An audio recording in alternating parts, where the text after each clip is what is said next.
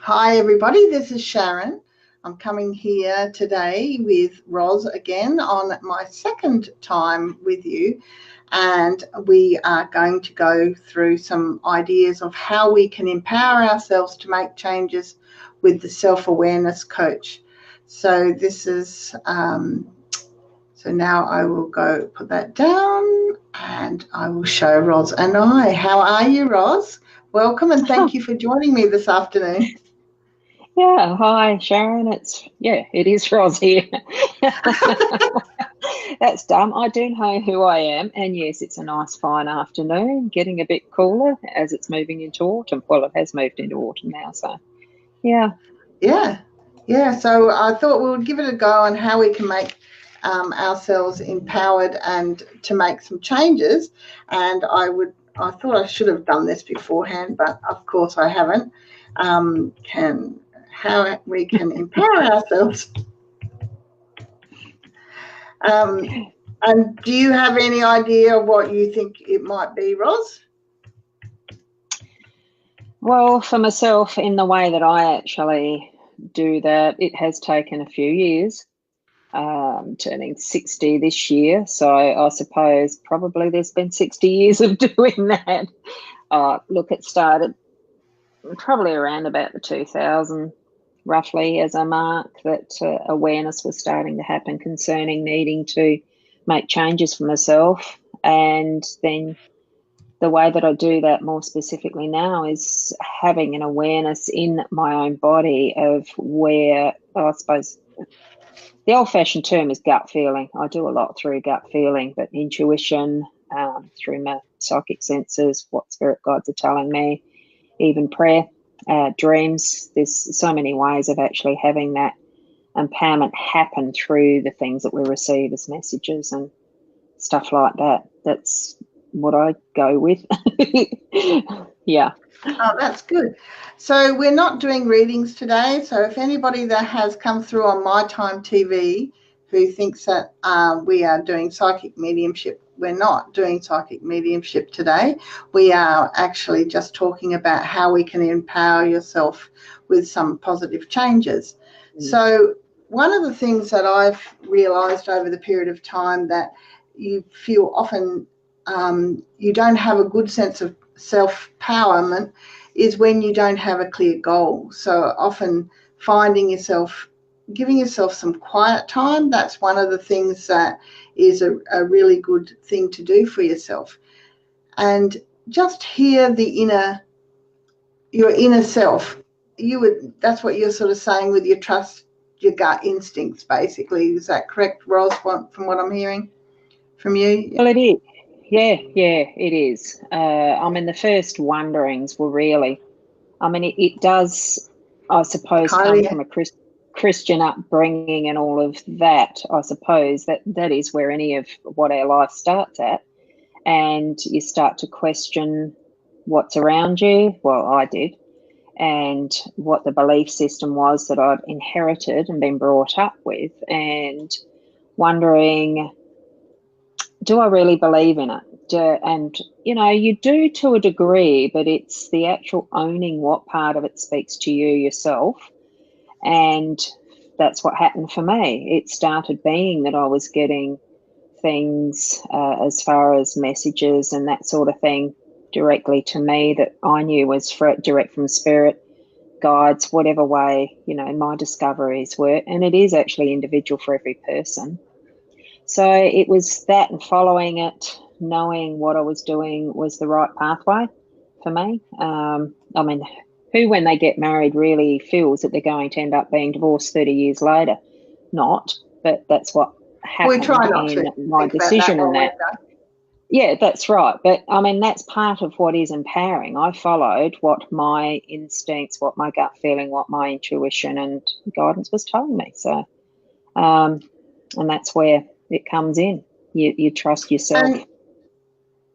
And yes, I'm full agreement with you, which is why part of the things that I wanted to work with people and particularly women, because we lose ourselves trying to be something special. Like we often grow up trying to, we're somebody's daughter, we're somebody's sister, we're somebody's girlfriend, then we become somebody's wife, and then if we have children, we become somebody's mother, and then if we go to work, we become something else that's there as well. So we often don't actually understand what it is to be you, and that's a really important question on what you can say to yourself is, who are you? And how can we make changes, and how do we get, just find that self again if you've lost it, as you say, after 30 years of marriage, going through a divorce. What is some of the things that we can do for ourselves? And I've jotted down a couple of things that I thought tonight that we might discuss, Ros. And the first one, of course, was trust your gut instincts, which is exactly right. Myself, I had gone through a marriage that I was really good at the start, listening to my gut instincts. But then as the days went on, raising 4 children and then being self-employed, the similar story to you, which is probably why we are good friends, everybody out there, that Ros and I are quite good friends together. But we have similar stories in the fact that we were busy with helping our husbands build a business, and also juggling the 4 children at home, and then trying to do some of the stuff, getting called into work. For me, I wasn't intending to go to my ex-husband's work, but I ended up doing it anyway, which is pretty well what you were doing, Ros. So I found with him, I found that I found, as busy as I got, I didn't listen to my gut instincts. So, the gut instincts, I was thinking with myself, I kept thinking, oh, how can I be wrong when he was telling me what I should be feeling, and how I was feeling wasn't the way I was really feeling. So I really believe that I would say now to a young woman, or any woman that's coming out and about and learning to be empowered, is just to listen to yourself. Take some quiet time with you and listen to your gut, because that sense of self, that sense of oneness, will actually never really lead you astray. You can ask from so many people around, what do you think of this and what do you think of that? But that doesn't necessarily mean that you're listening to an answer. And sometimes just taking that quiet time to meditate and to listen to yourself. And for me, meditation was sometimes when I was walking the dog. I'd walk every day for an hour, and just walking along with the dog, it just put me into a sort of meditative state where I could hear myself. And often the answers I was told that were deep inside of me, and I just had to take the time to listen. So I found that asking myself while I was walking, what should I do next? And then the voice came so clearly to me to tell me, and of course I argued with it.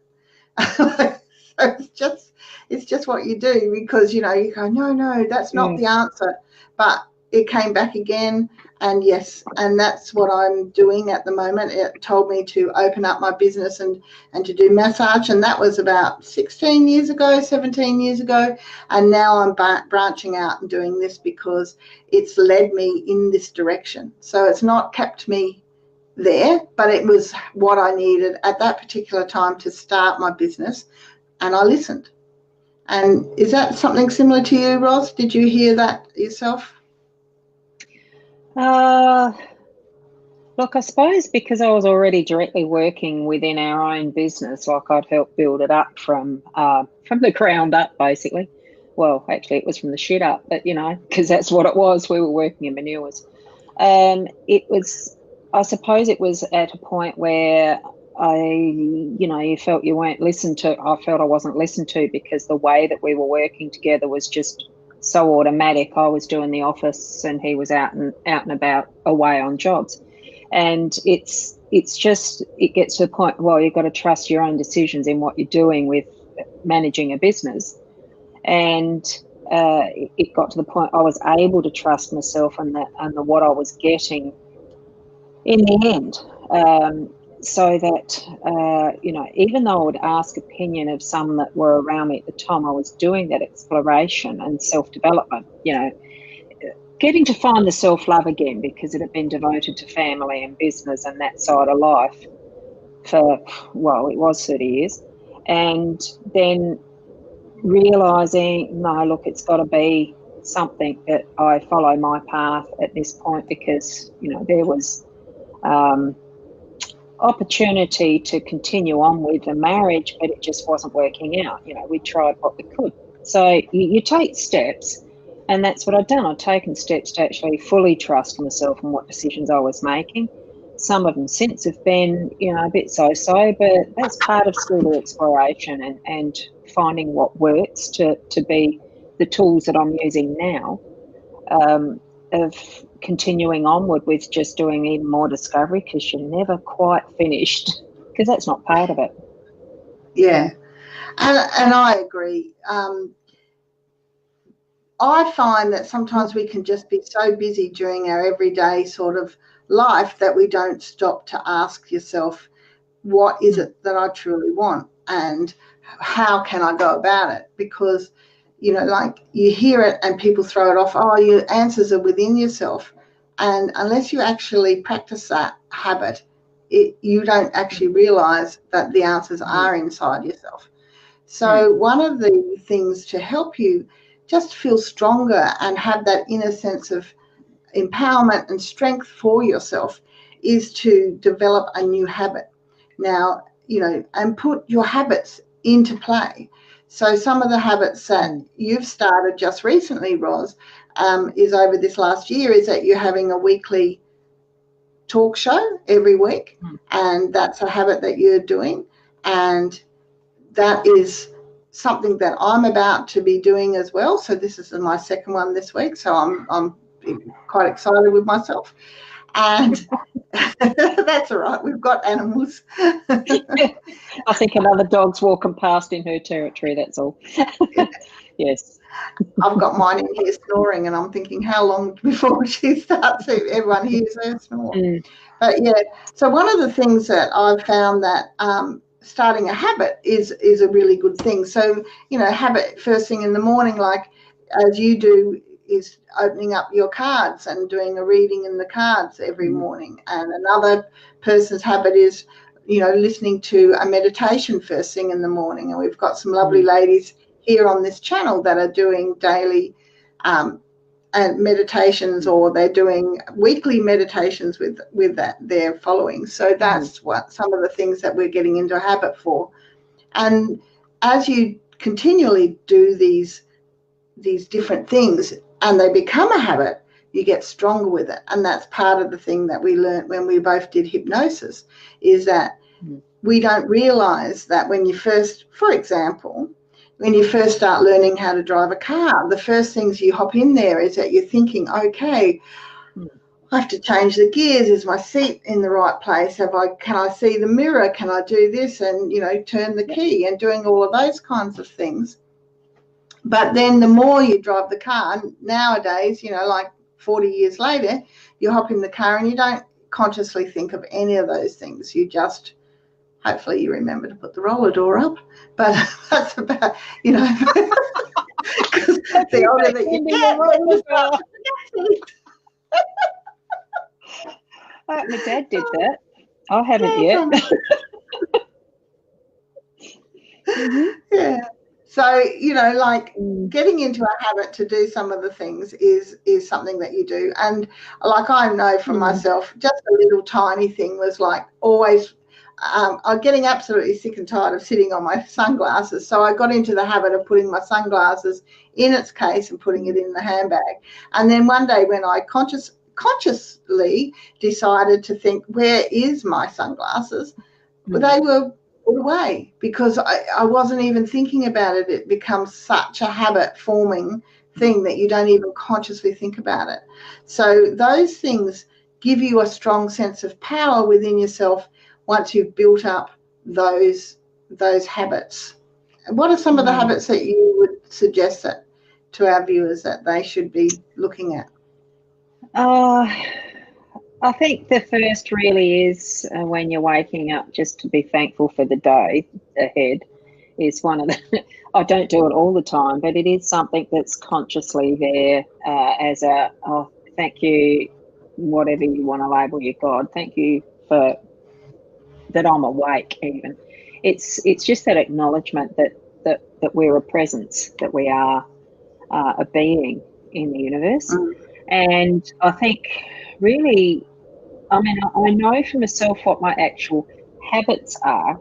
You know, the usual things on waking are, you know, you go to the bathroom, you go to the kettle, or do the coffee, or for some it's do a juice. I mean, I've gotten into the habit now of actually doing a citrus juice, whether it's lime or lemon, it doesn't matter. It's the juice of one of them, top it with water, chug it down, because I like the flavour of it and it gets the body active, the gut active. Look, I think it's more just becoming present, have that thought for what even am I going to do next? I like doing the flutes, but I don't, you know, my intention was to do that and play that every day, first thing in the morning. Well, that hasn't happened.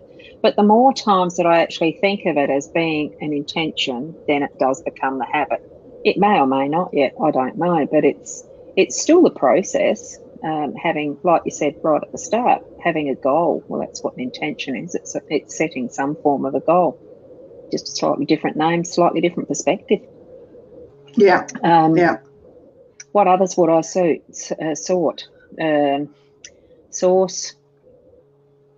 Don't know. Words are tangling in my mouth at the moment, and I don't know why. It's probably the salt I ate with the chips for lunch. Dried it out. Another thing that I've got written down, I jotted a few things down for our listeners so that we could have some sort of remnants of control when we chat, because we often like to just chat about all different sorts of things and get sidetracked on different things. But one of the things that I that doesn't sound like us, is actually, well, one, being prepared. Hi, good little brownie. Like, so I did concentrate on being prepared. So as I said, I jotted down. So some of the things that to help people feel not so anxious, not so overwhelmed with their day, is to be prepared. And one of the things that a lot of the if you're looking it up or checking it out, a lot of people will say write lists. That is wonderful if you're a list person. I tend to write the list and then completely forget to mark them off, but there's a lot of people that really love to mark them off. So you have to sort of learn what is your style, your own personal style, to get ahead. So the list building is really good if you're a list builder person. And for myself, I love diaries. I absolutely love them. And I buy them all the time. And then I never write in them. And so I do know that as a fact. Yes, what sort of person you are. But even though I actually love writing my diary, I find that looking on my phone, I'll often put my things into my phone now, and my list is in the phone, so I can actually have myself with some sort of remnants of organisation on my phone. So, you know, have a list, but the list doesn't have to be in your diary. That looks really amazing but never gets filled out, or only half gets filled out. Or you write a list and go to the shop and forget it. That's somebody that I constantly do that. Yeah, and so it is learning to know how you tick as a person and what will work for you, and get yourself feeling a lot stronger. And also learning how to forgive yourself if things don't go quite the way you want to go. Nothing worse than having a whole list of plans and then it for whatever reason flies out the window and you don't be able to achieve the stuff that you thought you were going to achieve, and then you berate yourself afterwards. It is so, we are not our own best friends most times. Most times as women in particular, I can talk for myself, and a lot of people that I have been dealing with, they do the same thing. They pick on themselves a lot harder than they pick on anybody else. And as I have often been said to say to people, treat yourself like you're your own best friend. Now, would you tell your best friend how stupid they were for forgetting the list when they went shopping? Would you tell you? Would you? I don't. No, Ros, I don't do that. You don't do that to me, but I'd tell you if I knew it. I don't. Yeah. No, you don't.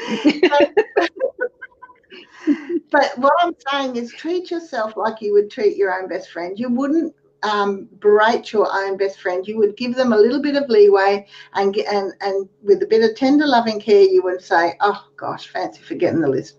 You wouldn't say something nasty. And that's what our inner critic will often tell ourselves, something really quite nasty. So what I'm saying is just don't listen to that inner critic that's inside your voice in your head. Listen to and treat yourself like you would treat your best friend. So if your friend was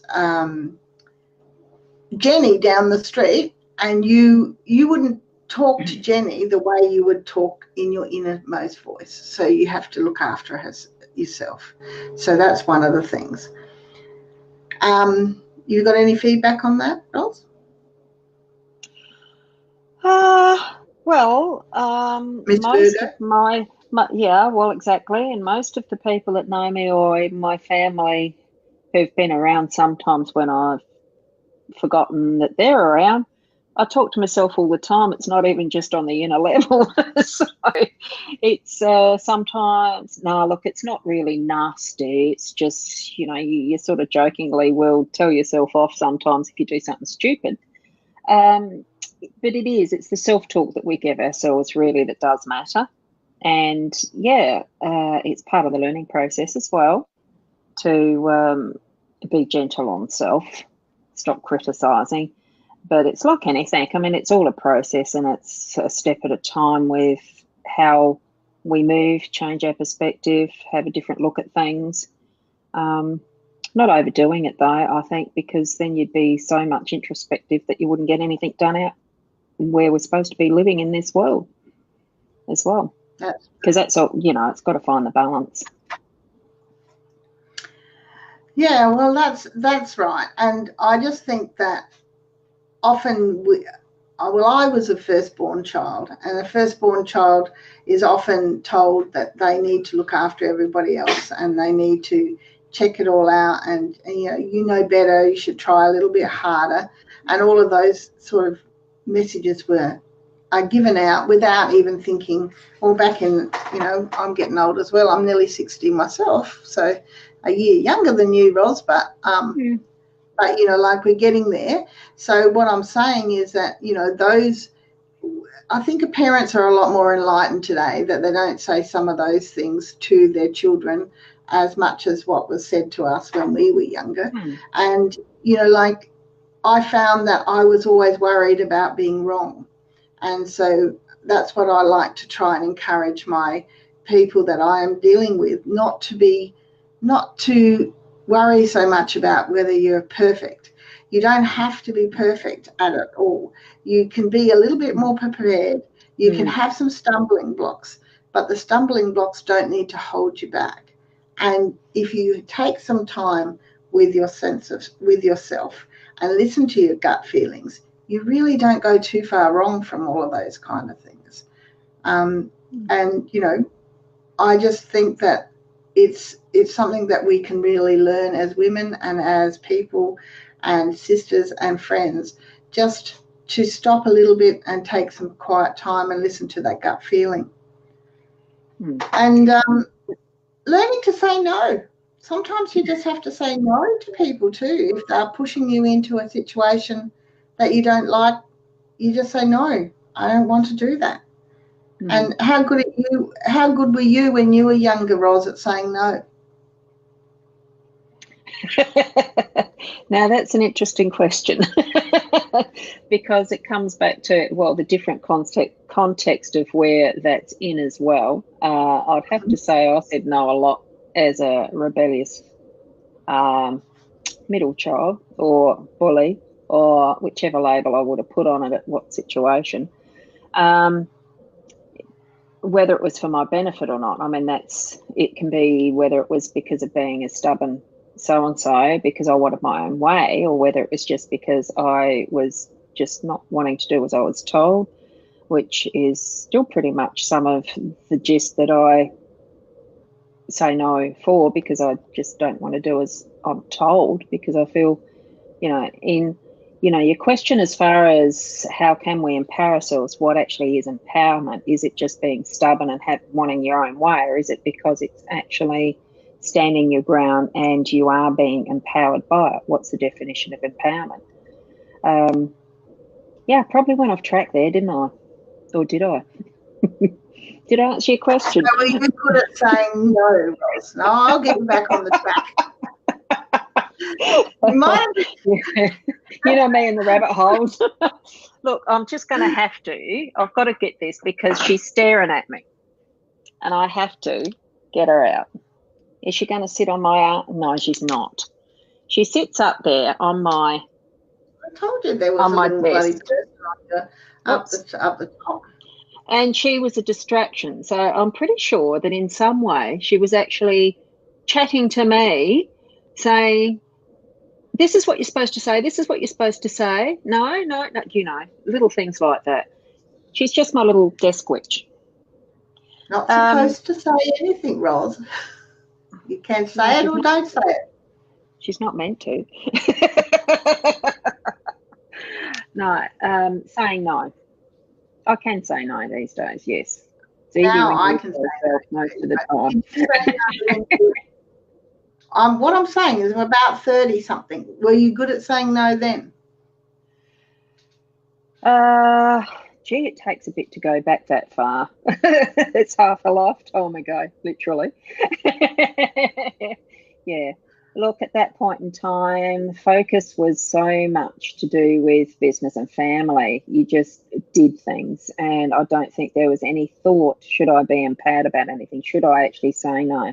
We've just got to get this done, and this is what needs to be done. Yeah, so I probably wasn't saying no much at all. I found the same thing.